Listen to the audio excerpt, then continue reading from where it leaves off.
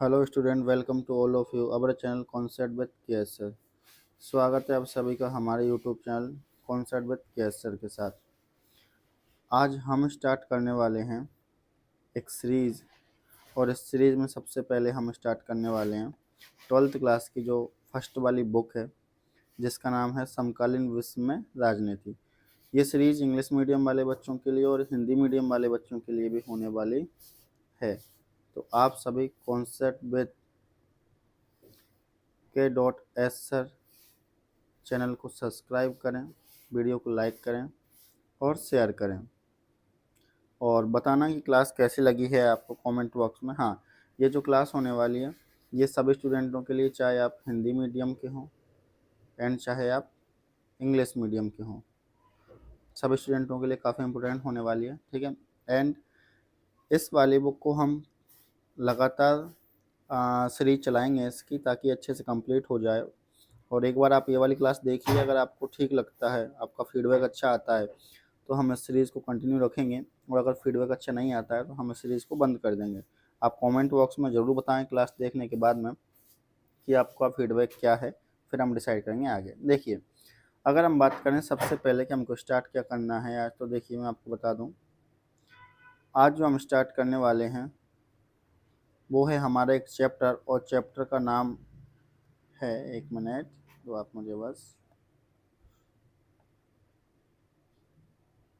चलें। आज जो हम चैप्टर स्टार्ट करने वाले हैं उस चैप्टर का नाम है द एंड ऑफ बाइपोलरिटी, दो ध्रुवीयता का अंत जिसको बोलते हैं। इस वाली बुक में चैप्टर नंबर फर्स्ट है, ये 12th क्लास की जो एनसीईआरटी है ये वाली, इस वाली बुक में चैप्टर नंबर फर्स्ट है ये। इस वाली बुक में कौन सा है चैप्टर? चैप्टर नंबर फर्स्ट है। तो हम इसी को स्टार्ट करने वाले हैं। इसको समझने के लिए आपको पहले कुछ बेसिक टर्म समझनी पड़ेंगी, जैसे कि इस वाले चैप्टर के इंट्रोडक्शन में ही जैसे आप स्टार्ट करोगे इसको देखना पड़ना। तो सबसे पहला आपको देखने को मिलेगा बर्लिन वॉल, बर्लिन की दीवार। भाई ये क्या है? तो देखो, Berlin wall symbolise the division between the capitalist and the communist world. बोला गया है कि भाई बर्लिन की दीवार ने क्या किया कि कैपिटलिस्ट दुनिया और कम्युनिस्ट दुनिया इन दोनों को बांट दिया है। ठीक है। इसके अलावा built in 1961 to separate East Berlin from West Berlin, और इसने क्या किया है 1961 में, क्या किया है इसने, ईस्ट बर्लिन को वेस्ट बर्लिन से क्या कर दिया, अलग कर दिया है। क्या कर दिया इसने? ईस्ट बर्लिन को वेस्ट बर्लिन से अलग कर दिया है। This more than 150 kilometre long wall stood for 28 years and was finally broken. बोला गया है कि भाई इसकी लंबाई की अगर बात करें तो 150 किलोमीटर लंबी ये क्या है, ये दीवार है। एंड 28 सालों तक ये खड़ी रही थी, और बाद में इसको तोड़ दिया गया बाय द पीपल ऑन 9 नवंबर 1989। और कब तोड़ा गया इसको? 9 नवंबर 1989 को इसको तोड़ दिया गया था। This mark the unification of the two parts of Germany and the beginning of the communist bloc. अब भाई बोला गया है कि भाई अब क्या होगा, ये किसकी शुरुआत है? कम्युनिस्ट ब्लॉक की शुरुआत माना जाता है। जैसे इसको तोड़ा गया उसके बाद किसकी शुरुआत मानी जाती है? कम्युनिस्ट ब्लॉक की शुरुआत मानी जाती है। तो जो हाईलाइटेड पॉइंट है उन पर एक बार जरा ध्यान दें आप। जैसे कि भाई बर्लिन की जो वॉल है उसको कैपिटलिस्ट और कम्युनिस्ट क्या, उसने क्या किया, कैपिटलिस्ट और कम्युनिस्ट को दुनिया, मतलब कैपिटलिस्ट दुनिया को और कम्युनिस्ट दुनिया को दो भागों में बांट दिया। ठीक है। अब कैपिटलिस्ट क्या होता है? पूंजीवादी, जानते हो कैपिटलिस्ट क्या होता है? पूंजीवादी। कम्युनिस्ट क्या होता है? साम्यवादी। Built in 1961 separate East Berlin from West Berlin, और बर्लिन की दीवार ने क्या किया भाई, ईस्ट बर्लिन को वेस्ट बर्लिन से सेपरेट कर रखा था। 150 किलोमीटर इसकी लंबाई है। 28 सालों तक ये दीवार खड़ी रही थी, बाद में इसको तोड़ दिया गया लोगों के द्वारा 9 नवंबर 1989 को। ठीक है। This mark the unification of the two part of Germany, और इसको अपन क्या बोलते हैं कि भाई इससे क्या हुआ कि जर्मनी के दो हिस्से आपस में जुड़ गए, एकीकृत हो गए थे। And the beginning of the end of the communist bloc. अब क्या होगा कि जो कम्युनिस्ट ब्लॉक है उसकी शुरुआत देखी जाती है यहाँ से। तो ये फर्स्ट में आपको इंट्रोडक्शन में देखने को मिलेगा, आप इसको एक बार पढ़ें अच्छे से, और जो हाईलाइटेड पॉइंट हैं आप भी अपने नोटबुक में उन्हीं को हाईलाइट करें। ठीक है। ये आपकी नोटबुक से लिया गया है, अब वहाँ पर देख सकते हैं। आगे देखिए, एक चीज़ और आपको देखने को मिलेगी, जैसे इंट्रोडक्शन वाले पार्ट में इस चैप्टर को पढ़ने से पहले आपको जानना पड़ेगा कोल्ड वॉर क्या होता है, शीत युद्ध जिसको बोलते हैं। ठीक है।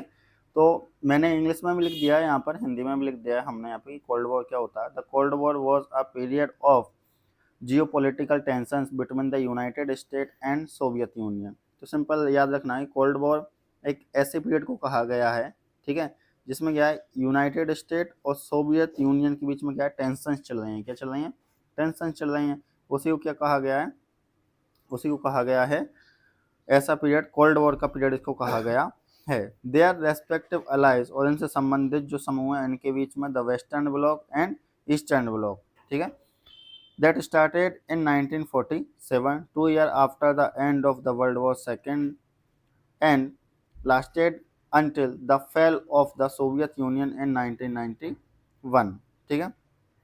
अगर ये ना और डिटेल में पढ़ना हो तो आप ये पढ़ सकते हो the term Cold War is use because there was no large scale fighting directly between the two superpower, but they is supported opposing side in major regional conflict known as proxy war, ठीक है। सुनिए कुल मिलाकर के अपन एक बार यहाँ पर भी देख लेते हैं हिंदी में कि भाई जो यूएसए है, संयुक्त राज्य अमेरिका और सोवियत यूनियन है, इन दोनों के बीच में क्या है तनाव चल रहा है, टेंशन चल रही है, ठीक है। इसी कंडीशन को या इसी पीरियड को क्या बोलते हैं, कोल्ड वॉर बोलते हैं, शीत युद्ध बोलते हैं। सिंपल बात कितना याद रखना है, तो सिंपल बात क्या याद रखोगे कि भाई यूएसए और सोवियत यूनियन, ठीक है, मतलब इन दोनों के बीच में जो टेंशन चल रही है, जो कॉन्फ्लिक्ट चल रहे हैं, इसी को क्या बोला गया है, इसी को कोल्ड वॉर बोला गया है, इसी पीरियड को।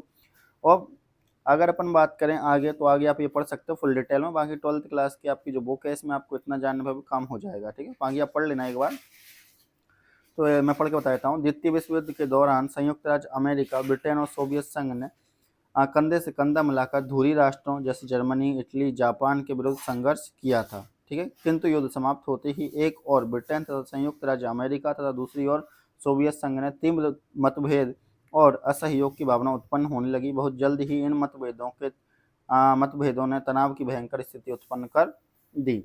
आप केवल अगर ये सारी चीज़ें याद नहीं भी होती हैं तो सिंपल आप इतना याद रखें कि भाई कोल्ड वॉर किस किस के बीच में चल रहा था उस टाइम पर, तो संयुक्त राज्य अमेरिका और सोवियत रूस के बीच में कोल्ड वॉर चल रहा था। तो ये कुछ टर्म थी जो आपको जानना जरूरी थी, जिसमें से एक टर्म क्या है बर्लिन की वॉल थी जो मैंने आपको बताई, एक कोल्ड वॉर था जो मैंने आपको बताया, ठीक है। अब ये तो आपकी टर्म हो गई। अब अपन स्टार्ट करते हैं चैप्टर। देखो चैप्टर को हमने दो तरीके से पढ़ाया है स्टूडेंट्स।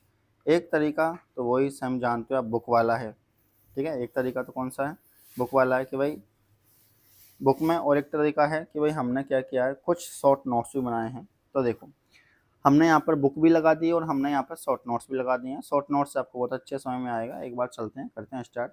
सबसे पहला what was the Soviet system, कि भाई सोवियत व्यवस्था क्या है, सोवियत सिस्टम क्या है। तो सुनिए मैं आपको यहाँ पे जो मैंने नोट्स बनाए हैं उनको एक्सप्लेन करता चल रहा हूँ एज इट इज सेम ही आपके किस में है, बुक में है। मैं वैसे बुक भी पढ़ दूंगा बट क्या है तो वीडियो बहुत ज़्यादा लंबी हो जाएगी, आपका भी टाइम जाएगा, उस वजह से मैं क्या करूँगा जो शॉर्ट नोट्स मैंने आपके लिए बनाए हैं मैं इनको एक्सप्लेन करते चलता हूँ। आप एज इट इज सेम यहाँ पर बुक भी पढ़ते रहिए, एक एक लाइन आपको मिल जाएगी। देखिए सबसे पहले बात करें तो सोशलिस्ट रेवोल्यूशन होता है, क्या होता है, समाजवादी क्रांति होती है। समाजवादी क्रांति के बाद में यूएसएसआर अस्तित्व में आता है 1917 में। तो सबसे पहले सोशलिस्ट रेवोल्यूशन हुआ, उसके बाद यूएसएसआर एग्जिस्ट में आया 1917 में, ठीक है। अब जो सोशलिस्ट रेवोल्यूशन था बच्चों ये इंस्पायर्ड था किससे, आइडिया ऑफ सोशलिज्म से। किससे इंस्पायर्ड था ये, आइडिया ऑफ सोशलिज्म से, ठीक है। एंड जो सोशलिस्ट रेवोल्यूशन था वो अपोज करता था किसको, कैपिटलिस्ट को। किसको अपोज करता था, कैपिटलिज्म को ये अपोज करता था, मतलब अपन बोल सकते हैं कि इसका विरोध करता था। And first in human history when abolish private property, बोला गया है कि देखो अगर अपन सबसे पहले बात करेंगे भाई सोशलिस्ट रेवोल्यूशन के बाद में कौन अस्तित्व में आया, यूएसएसआर अस्तित्व में 1917 में आया। और जो सोशलिस्ट रेवोल्यूशन था वो इंस्पायर्ड था किससे, आइडिया ऑफ सोशलिज्म से, समाजवाद के विचार से। एंड अपोज द कैपिटलिज्म, और एक किसको अपोज करता था, कैपिटलिज्म को अपोज करता था, ठीक है। यहाँ पे पढ़ सकते हो आप, बुक में देखिए, बुक में जो हाईलाइट कर रखा है उसको पढ़िए। The union of Soviet socialist Republic USSR came into being after the socialist revolution, वही है जो मैंने बताया है। इन रसिया इन 1917 the revolution was inspired by the idea of socialism, ये भी वही है जो मैंने बताया, एंड अपोज टू कैपिटलिज्म। तो एज इट इज सेम है, तो आप इधर का इधर मिलाते चलिए और आराम से पढ़ते चलिए। देखिए अब बोला गया है कि भाई पहली बार ऐसा हुआ था मानव के इतिहास में कि जब अबॉलिश किया गया था किसको, प्राइवेट प्रॉपर्टी को। एंड जो सोसाइटी बनाई गई थी बच्चों, किसका अबॉलिश किया गया था, प्राइवेट प्रॉपर्टी को अबॉलिश किया गया था। एंड जो सोसाइटी बनाई गई थी वो किस प्रिंसिपल पर डिजाइन की गई थी? इक्वलिटी के प्रिंसिपल पर डिजाइन की गई थी। किस प्रिंसिपल पर डिजाइन की गई थी? इक्वलिटी के प्रिंसिपल पर डिजाइन की गई थी। मतलब अपन कह सकते हैं कि भाई समानता के सिद्धांत पर डिजाइन की गई थी। किस पर की गई थी? समानता के सिद्धांत पर यह डिजाइन की गई थी। ठीक है, यहाँ तक कंप्लीट है। तो पहला वाला अगर अपन पैरा देखें तो उसमें आपको दो तीन चीज़ देखनी है कि भाई सोशलिस्ट रेवोल्यूशन के बाद में यूएसएसआर एग्जिस्ट में आया, और सोशलिस्ट रेवोल्यूशन इंस्पायर्ड था किससे? आइडिया ऑफ सोशलिज्म से, समाजवाद के विचारधारा से। एंड सोशलिज्म रेवोल्यूशन अपोज करता था किसको? कैपिटलिज्म को। और मानव के इतिहास में पहली बार ऐसा हुआ था कि उसने अबॉलिश किया था किसको? प्राइवेट प्रॉपर्टी को। एंड सोसाइटी डिजाइन की गई थी बच्चों किस प्रिंसिपल के आधार पर? इक्वलिटी के प्रिंसिपल के आधार पर। अब आप इधर देखिए, देखो अगर बात करें कि भाई सोवियत पॉलिटिकल सिस्टम, इसमें कौन सी पार्टी चल रही है, क्या है? तो सिंपल बात है, यहाँ पे एक ही पार्टी थी बच्चों, कम्युनिस्ट पार्टी। कौन सी पार्टी थी? कम्युनिस्ट पार्टी थी सोवियत पॉलिटिकल सिस्टम में। और इस कम्युनिस्ट पार्टी के अलावा यहाँ पे नो अदर पॉलिटिकल पार्टी, कोई पॉलिटिकल पार्टी नहीं थी बच्चों। And no opposition was allowed, और किसी अपोजिशन पार्टी को भी अलाउ नहीं था, मतलब अनुमति नहीं थी इसके अंदर आने की। क्या रखना है? सोवियत पॉलिटिकल सिस्टम में एक कम्युनिस्ट पार्टी थी, इस कम्युनिस्ट पार्टी का ही पूरी अथॉरिटीज पर कब्जा था।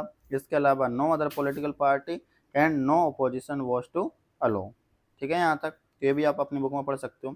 हमने यहाँ पे हिंदी मीडियम वाले बच्चों के लिए भी बुक का ये लगा दिया, तो आप भी बच्चों स्क्रीनशॉट ले सकते हो। इसका मैं इसको थोड़ा छोटा कर देता हूँ।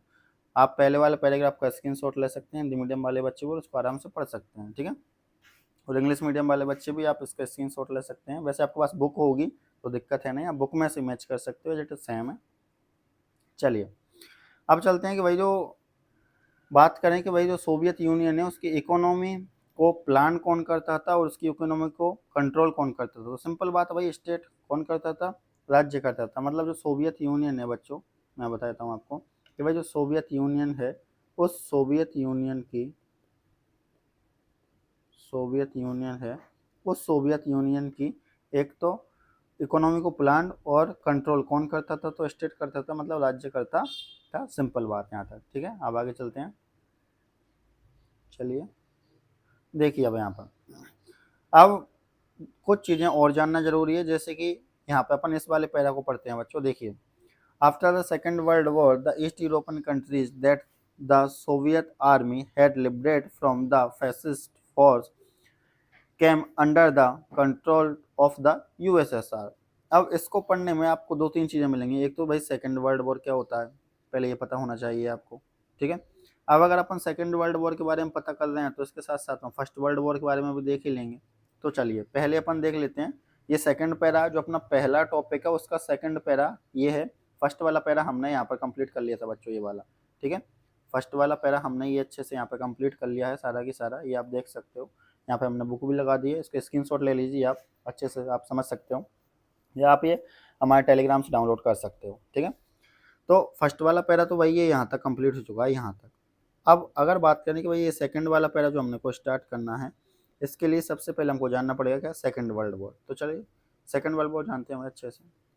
हिंदी में भी हमने लिख दिया है, इधर इंग्लिश में भी लिख दिया है। सिंपल आपको बात, आप डिटेल में पढ़ सकते हो वैसे यहाँ से स्क्रीनशॉट ले करके, बट आपके लिए जो अभी काम का है तो वो कि भाई सेकंड वर्ल्ड वॉर सबसे पहले तो कब स्टार्ट हुआ, कब तक चला? तो याद रखना है 1 सितंबर 1939 से लेकर के 2 सितंबर 1945 तक का जो पीरियड काल है उसी को बोलते हैं अपन सेकंड वर्ल्ड वॉर का समय काल कहते हैं। ठीक है, अब अगर बात करें किस किस के बीच में चल रहा था ये कॉन्फ्लिक्ट, तो ये चल रहा था अलाइज और एक्सेस। मतलब अपन क्या बोल सकते हैं, इधर हिंदी में देखिए आप, मित्र राष्ट्र और धुरी राष्ट्र। क्या बोल सकते हैं?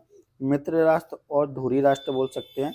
इन दोनों के बीच में क्या चल रहा था? ये सेकंड वर्ल्ड वॉर चल रहा था। आप डिटेल में पढ़ना चाहो तो आप आगे पढ़ सकते हैं, बाकी मैंने केवल टर्म समझाने के लिए इतना बताया कि आप क्या क्या याद रखोगे।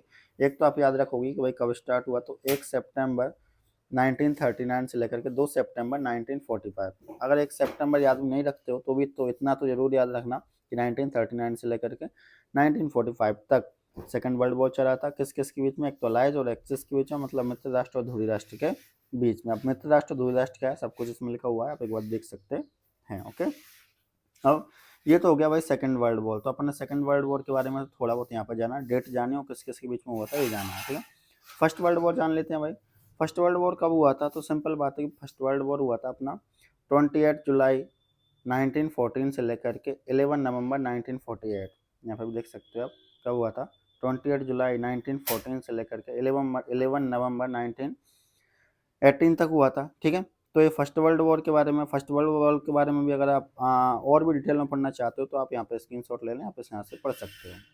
ठीक है, बाकी मैंने मुझे डेट याद करानी थी आपको कि डेट कब मतलब फर्स्ट वर्ल्ड वॉर कब हुआ था, तो मैंने आपको डेट यहाँ पे हाईलाइट कराई है। बाकी आपकी सहूलत के लिए यहाँ पे क्या फुल डिटेल भी हमने रख दी है ताकि आप देख सकते हो। ठीक है, तो अब आप क्या जान चुके हो आप स्टूडेंट, आप जान चुके हो कि वही सेकंड वर्ल्ड वॉर कब हुआ, किस किस के बीच में हुआ, फर्स्ट वर्ल्ड वॉर कब हुआ। ठीक है, अब अपन इस वाले पैरा को पढ़ते हैं। देखो इधर आइए, नोट्स पर आइए। अब आप देखो after the second world war, कि भाई सेकेंड वर्ल्ड वॉर के जस्ट बाद में क्या हुआ कि जो सोवियत आर्मी है, इस सोवियत आर्मी ने लिबरेट कराया, मतलब आज़ाद कराया बच्चों। क्या कराया? आज़ाद कराया। किसको? East European countries. किसको आज़ाद कराया? ईस्ट यूरोपियन कंट्रीज को आज़ाद कराया। किससे आज़ाद कराया? तो फैसिस्ट, फांसीवाद से आज़ाद कराया। किससे आज़ाद कराया? फैसिस्ट मतलब फांसीवाद से आज़ाद कराया। अब ये फांसीवाद क्या है? तो सिंपल बात है, देखो बच्चों, पहले इतनी बात समझ गए कि भाई after the second world war Soviet army मतलब सोवियत की जो आर्मी थी उसने लिबरेट मतलब आज़ाद कराया ईस्ट यूरोपियन कंट्रीज को।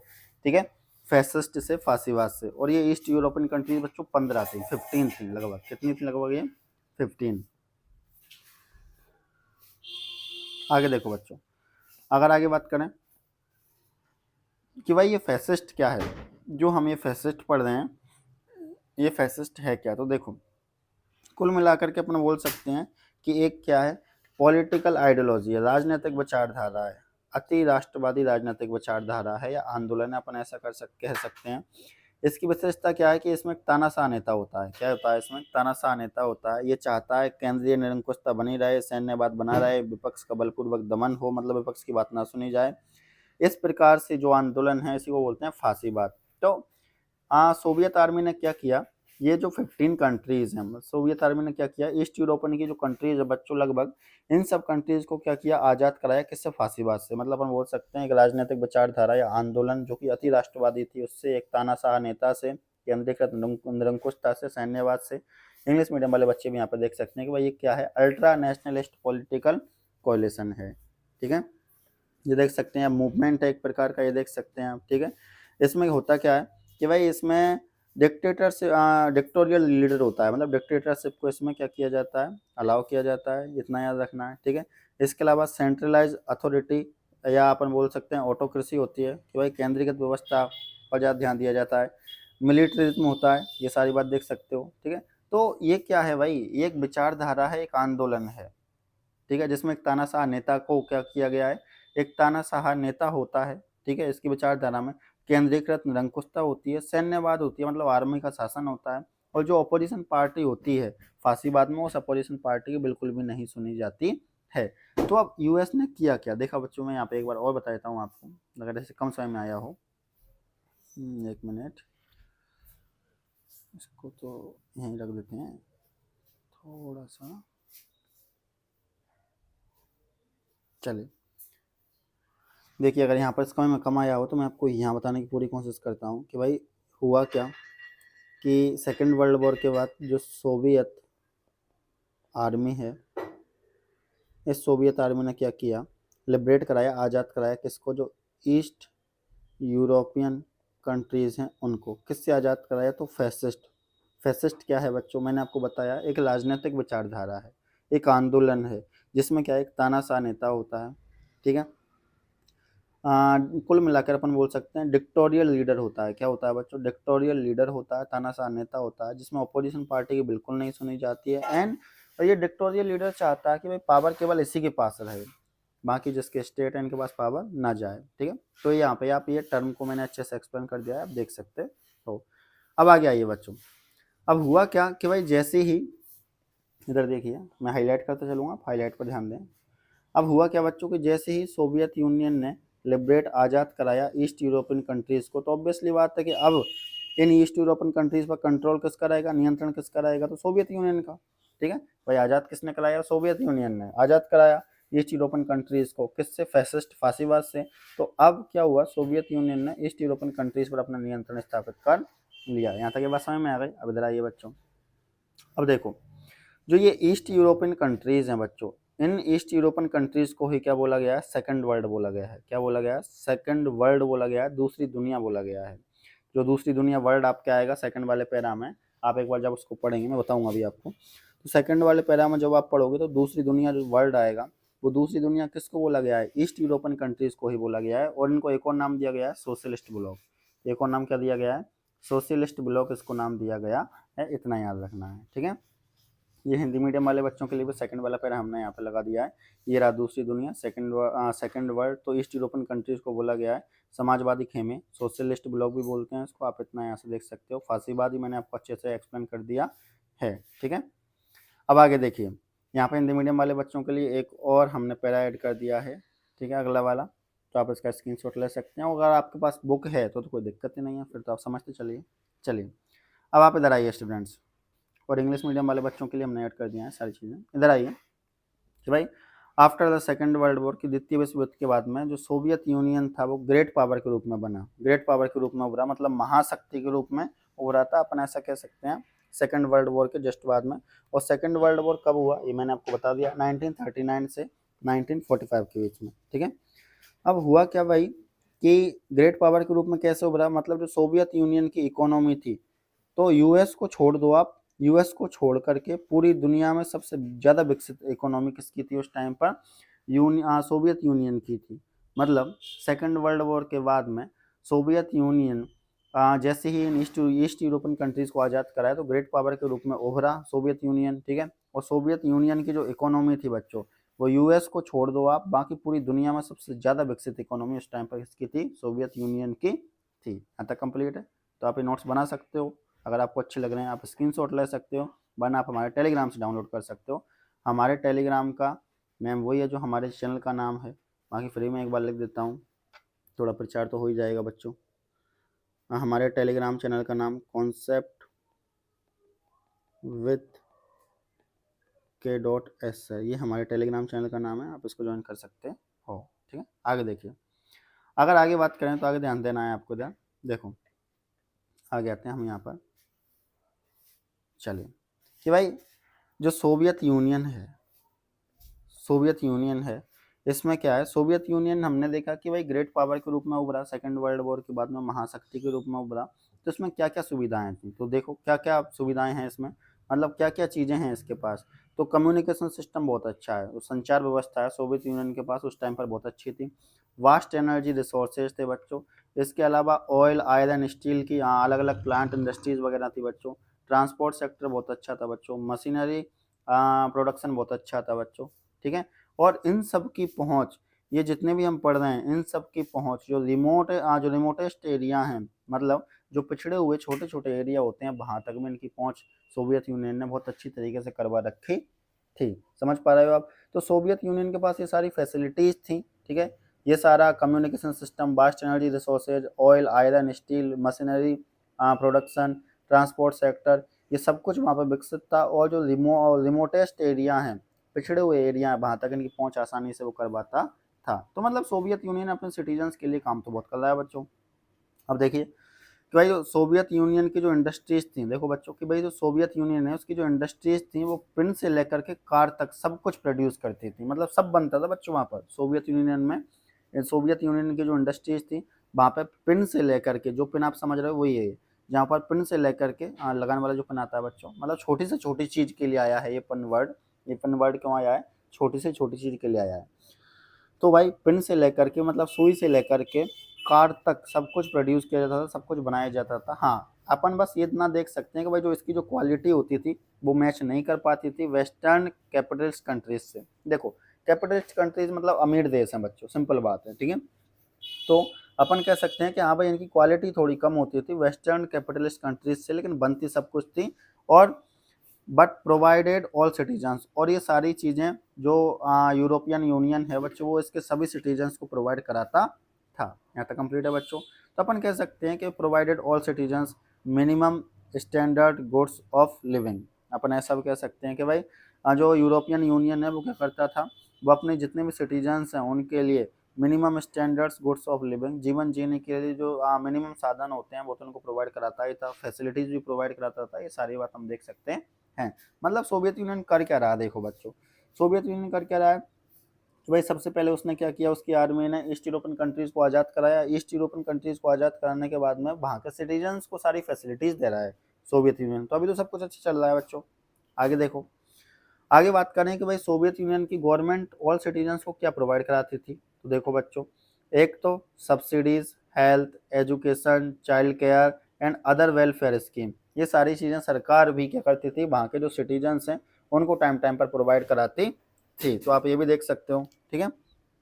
अब देखिए, हाँ, अगर अपन बात करें बच्चों कि भाई जो सोवियत यूनियन था उसका कंट्रोल था किस पर, वहाँ की ज़मीनों पर एंड वहाँ के प्रोडक्टिव एसेट्स, मतलब जो संपत्ति थी बच्चों वहाँ की प्रोडक्टिव, उस पर भी किसका कंट्रोल था, सोवियत स्टेट का ही कंट्रोल था, इतना याद रखना है। आगे देखो बच्चों, इसका स्क्रीनशॉट ले सकते हो, लेना चाहो वरना टेलीग्राम से डाउनलोड कर सकते हो। आगे देखो कि भाई सोवियत सिस्टम जब, अब प्रॉब्लम कहाँ होती है बच्चों खड़ी, देखो कि भाई आगे जाकर के अभी तक तो सब कुछ ठीक चल रहा है, कोई दिक्कत नहीं है, सब कुछ बहुत बढ़िया से चल रहा है, ठीक है। अपन ने यहाँ तक पढ़ा कि भाई सोवियत यूनियन वहाँ के सिटीजन्स को फैसिलिटी प्रोवाइड करा रहा है, बाकी गवर्नमेंट सब्सिडीज वगैरह, हेल्थ केयर, चाइल्ड केयर, ये सब कुछ प्रोवाइड करा रही है। अब धीरे धीरे होता क्या है कि भाई Soviet system become very bureaucratic and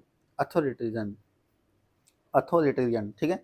मतलब अब दिक्कत आती है बच्चों, जब सोवियत सिस्टम बन जाता है क्या, बहुत प्रशासनिक बन जाता है, वेरी ब्यूरोक्रेटिक बन जाता है एंड संस्थात्मक बन जाता है, तो फिर होता क्या है कि इन दोनों की वजह से, ठीक है, अब ये दोनों हैं क्या, प्रशासनिक मतलब जब सरकार कंट्रोल ज़्यादा करने लगती है वहाँ के सिटीजन्स पर, क्या करने लगती है, जब सरकार ज़्यादा कंट्रोल करने लगती है वहाँ के सिटीजन्स पर। एंड अथॉरिटेरियन मतलब क्या होता है बच्चों, इसका मतलब है कि जब वहाँ पे बड़ी बड़ी संस्थाएं ओपन हो जाती हैं और छोटी संस्थाओं की वैल्यू थोड़ी कम हो जाती है, तो फिर होता क्या है कि making life very difficult for all citizens. तो इसकी वजह से क्या होता है, जो वहाँ के जितने भी नागरिक हैं उन नागरिकों का जीवन थोड़ा क्या हो जाता है बच्चों, डिफिकल्ट हो जाता है, बहुत ज़्यादा डिफिकल्ट हो जाता है, बोल सकते हैं बहुत ज़्यादा मुश्किल हो जाता है। तो ये बड़ी प्रॉब्लम आकर के सामने खड़ी हो जाती है। अब अभी तक सब कुछ ठीक चल रहा था, लेकिन जैसे ही सरकार ने कंट्रोल ज़्यादा बनाया, मतलब कंट्रोल करना ज़्यादा स्टार्ट किया एंड संस्थाएं ज़्यादा बनानी स्टार्ट करी, और संस्थाएं, बड़ी संस्थाएं छोटी संस्थाओं को अबॉलिश कर रही थी, तो फिर लोगों का जीवन वहाँ पर कठिन हो जाता है। इसके साथ साथ में लैक ऑफ डेमोक्रेसी, यहाँ पर देख सकते हैं हम, इसके साथ साथ में डेमोक्रेसी की कमी के कारण absence of freedom of speech, इन मतलब जो फ्रीडम ऑफ स्पीच है उसकी कमी के कारण लोगों ने क्या किया कि अपने विचारों को या अपने एक्सप्रेशन को जोक्स एंड कार्टून के द्वारा एक्सप्रेस करना स्टार्ट कर दिया। आप ये देख सकते हो कि लोगों ने क्या किया भैया, लोगों ने अपने विचारों को जोक्स एंड कार्टून के साथ एक्सप्रेस करना स्टार्ट कर दिया। क्यों, क्योंकि उनको भाई किसकी एब्सेंस थी, तो फ्रीडम ऑफ स्पीच की एब्सेंस थी एंड लैक ऑफ डेमोक्रेसी, लोकतंत्र की कमी थी। तो आप ये सारा देख सकते हो बच्चों, हम यहाँ से चले थे स्टार्टिंग, मैं बताता हूँ आपको, हमने यहाँ से स्टार्ट किया था ये सारा की सारा, एंड हम यहाँ से स्टार्ट करते हुए सीधा यहाँ से को कंप्लीट करते हुए यहाँ पे आ चुके हैं, ठीक है। हमने जैसे इस वाले पैराग्राफ को सपोज दैट यहाँ पे समझाया, तो इसके लिए हमने जो शॉर्ट नोट्स हैं वो इधर बना दिए बच्चों, ठीक है, तो आप अच्छे से समझ पाओगे। ये रहे इसके शॉर्ट नोट्स, यहाँ पे अच्छे से समझ पाओगे आप, ठीक है। आगे देखिए, तो यहाँ तक तो ये सारी चीज़ें कंप्लीट हो चुकी हैं। अब अगर बात करें तो हमने इधर हिंदी वाली पीडीएफ भी लगा दी है, इधर इंग्लिश वाली भी लगा दी है, आप इसका स्क्रीनशॉट ले लो या आपके पास बुक है तो कोई दिक्कत नहीं है। आगे चलें, तो चलिए अब देखिए बच्चों, अब होगा क्या यहाँ पर कि भाई जो कम्युनिस्ट पार्टी है, ये जो कम्युनिस्ट पार्टी है, ये कम्युनिस्ट पार्टी क्या कर रही है, कंट्रोल ऑल ओवर अथॉरिटीज़। तो भाई ये जो कम्युनिस्ट पार्टी है वो कंट्रोल कर रही है जितनी भी अथॉरिटीज़ हैं उन सबको, सिंपल बात तो इतनी याद रखें, ठीक है। And communist party not answerable for the people, कि भाई ये कम्युनिस्ट पार्टी आंसरेबल भी नहीं है किसके लिए, कॉमन पीपल के लिए, जनता के लिए। तो अगर कम्युनिस्ट पार्टी सारी अथॉरिटी को कंट्रोल करेगी तो ऑब्वियसली बात है कि वहाँ पर कॉन्फ्लिक्ट होगा। एंड कम्युनिस्ट पार्टी किसी कॉमन पीपल मतलब जनता के लिए आंसरेबल भी नहीं है, उत्तरदायी भी नहीं है। एंड अपन ने देखा था कि भाई सोवियत यूनियन सिस्टम में केवल कम्युनिस्ट पार्टी है, ठीक है, ये भी देखा था। मतलब इसका मतलब क्या हुआ, इसका मतलब हमने देखा था कि भाई वहाँ पर अपोजिशन के लिए कोई जगह नहीं है, ये भी हमने देखा था। इसके साथ साथ हमने क्या देखा था, इसके साथ साथ हमने देखा था कि इसके अलावा वहाँ पे कोई भी पॉलिटिकल पार्टी नहीं है, क्या नहीं है, वहाँ पे कोई भी पॉलिटिकल पार्टी भी नहीं है, बस कम्युनिस्ट पार्टी ही है। तो ये सारी चीज़ें हैं, तो ऑब्वियसली बात है कि कॉन्फ्लिक्ट तो होगा बच्चों, ठीक है। अब सोवियत यूनियन में कॉन्फ्लिक्ट होना स्टार्ट किया, तो पब्लिक ने क्या किया कि भाई अपने कल्चरल और अपने अफेयर को संभालने के लिए, ठीक है, मतलब अपने संबंधों को और अपने कल्चर, अपनी संस्कृति को बचाने के लिए लोगों ने क्या किया, 15 गणराज्यों को मिला करके एक सोवियत यूनियन बनाया। क्या बनाया, 15 गणराज्यों को मिलाकर के एक सोवियत यूनियन किसने बनाया? वहाँ की पब्लिक ने बनाया, वहाँ की जनता ने बनाया, इतना याद रखना है। अब इधर आइए आप, ठीक है। देखिए अब अगर अपन बात करें बच्चों की इन्हीं 15 रिपब्लिक कंट्रीज में से एक था रसिया। क्या था? रसिया था एक, ठीक है, इन्हीं 15 में से एक था। लेकिन फिर भी सोवियत यूनियन की जो 15 कंट्रीज थी, इन 15 कंट्रीज में से यूएसएसआर की 15 कंट्रीज में से रसिया एक था बच्चों, 15 में से एक था। बट जितने भी मैटर्स होते थे, एवरी मैटर्स पर डोमिनेंस किसका रहता था? रसिया का रहता था। जो मतलब जितने भी मैटर्स होते थे उन सब मैटर्स पर डोमिनेंस किसका रहता था? रसिया या रूस का रहता था। हालांकि ये उनमें से एक था, फिर भी इसका डोमिनेंस रहता था। वो सारी बातें यहाँ पर हैं, ठीक है। चले यहाँ तक, तो ये तो बात हुई बच्चों यहाँ की। अब बात कर लेते हैं थोड़ा सा लास्ट वाला जो पहला बचा है। हमारा पहला टॉपिक कंप्लीट होने वाला है बच्चों, ठीक है। हमने बहुत अच्छे से एक्सप्लेन किया है आपके लिए नोट्स बना करके। आप बताने के बाद कैसे लगे आपको। हाँ, आपको करना क्या है, आपको जो मैंने समझाया इसके बाद में आपको बुक पढ़नी है। मतलब जो आपका पहला वाला टॉपिक है एक बार उसको पढ़ करके देखिए, आपको as it is same to same मिलेगा सब कुछ जो मैंने आपको समझाया। एक बार पढ़ करके जरूर देखें, ठीक है। वहाँ से नहीं पढ़ पा रहे हैं आप, यहाँ से पढ़ लीजिए, यहाँ से स्क्रीनशॉट ले लीजिए।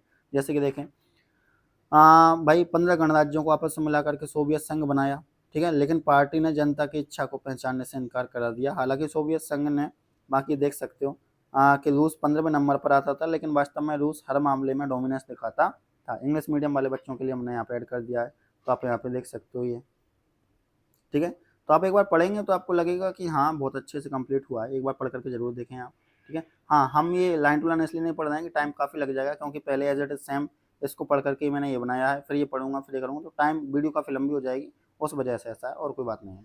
चलिए अब पहले वाले टॉपिक का लास्ट वाला पहले एक बार देख लेते हैं। इसको जरूर मैं पढ़ करके बता देता हूँ कि देखो, in the arm race the Soviet in the arm race the Soviet Union manage to match the US for time to time but at great cost. बोला गया है कि भाई देखो, हथियारों की होड़ में अगर अपन बात करें तो जो सोवियत यूनियन है वो समय समय पर अमेरिका को बराबर की टक्कर तो देता था, लेकिन अगर अपन बात करें तो एट अ ग्रेट कॉस्ट, इसको इसकी भारी कीमत चुकानी पड़ती थी बच्चों, ठीक है।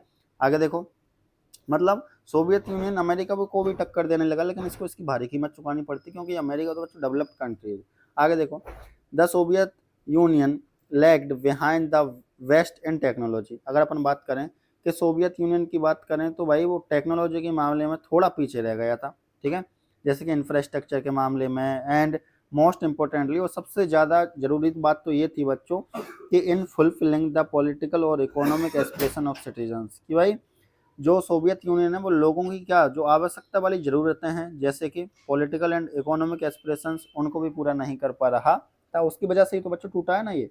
The Soviet invention of Afghanistan in 1979 vacant the system even further. और बोला गया है कि भाई सोवियत यूनियन ने 1979 में अफगानिस्तान में क्या किया, इंटरवेंस किया, हस्तक्षेप किया, ठीक है। इससे क्या होगा कि सोवियत यूनियन की जो व्यवस्था है और भी कमज़ोर पड़ जाएगी, ठीक है।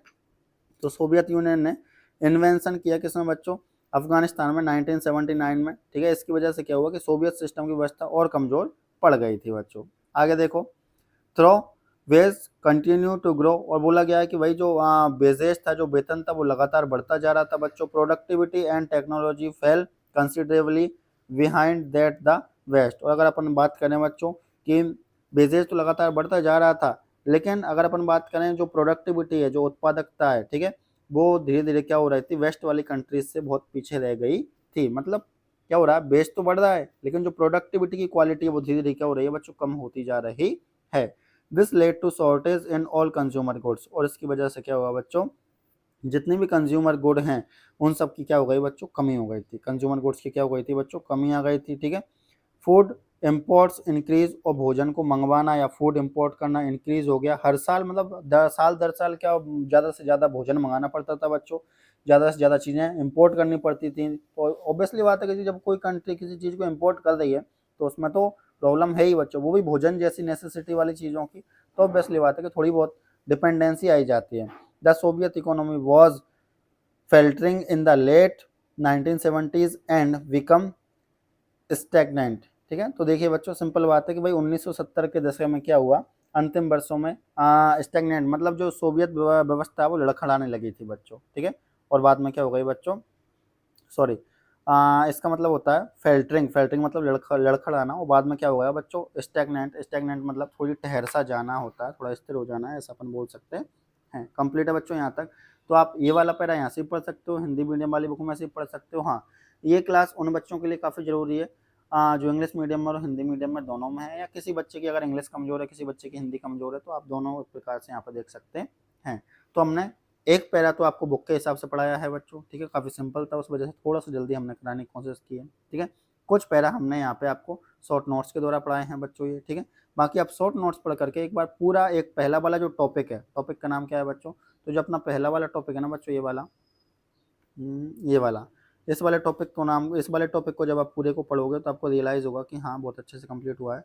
टॉपिक का नाम देख लो, what was the Soviet system, what was the Soviet system. जब आप इसको पढ़ोगे तो आपको रियलाइज़ होगा कि काफ़ी अच्छे से कंप्लीट हुआ है। अपना फीडबैक कमेंट बॉक्स में ज़रूर दें। एंड इस वाली पीडीएफ को आप कहाँ से डाउनलोड कर सकते हो? हमारे टेलीग्राम चैनल से आप इसको ईज़िली डाउनलोड कर सकते हो। कैसी लगी ये क्लास कमेंट बॉक्स में कमेंट करके ज़रूर बताएँ बच्चों। अगर आपका कमेंट बॉक्स में कमेंट अच्छे आए तो हम इस सीरीज़ को लगातार चलाएँगे, और अगर फीडबैक अच्छा नहीं आया तो हम इस सीरीज़ को बंद कर देंगे, ठीक है। तो चैनल को सब्सक्राइब करें, हम तो यही कहेंगे आपसे। एंड हमारी जो वीडियो है, क्लास है, उसको लाइक करें एंड शेयर करें। Thank you. देखते रहिए, बने रहिए कॉन्सेप्ट विद केसर के साथ। अपना फीडबैक देना ज़रूर, अपना फीडबैक ज़रूर दें, फीडबैक देना ना भूलें। आपके फीडबैक पर नेक्स्ट क्लास लानी है या नहीं लानी, वो डिपेंड करता है। थैंक यू सभी 12th वाले बच्चों के लिए। ओके।